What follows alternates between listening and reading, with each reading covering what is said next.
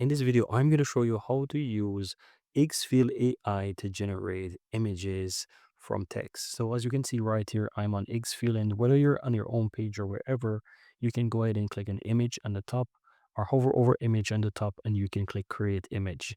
Now, once you're on this page, you'll have your text box at the bottom here where you can describe what you want, right?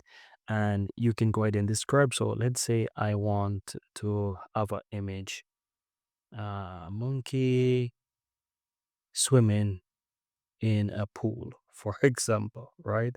Let's say I want to say a monkey swimming in a pool, and yeah, just hit generate. Here you can basically generate by batches, so you can have 1 to 4 images. It's really up to you. Click the plus or the minus to generate how much, and you can change aspect ratio right here. So let's use, for example, 5 by 4. For example, and click generate. It's going to take 1 credit. Depending on what you're generating, it's going to take a certain amount of credits. And yeah, depending on how complex it is that your prompt is, it's going to take a certain time to generate. It's normal quick, but let's just give it a moment for it to generate this simple prompt here, and you will see. So have a look at that. You can see that it generates.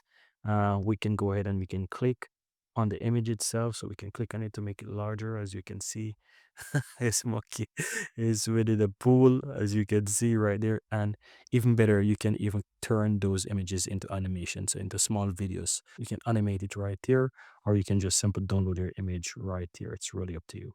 So yeah, that's pretty much it. Very easy and very simple.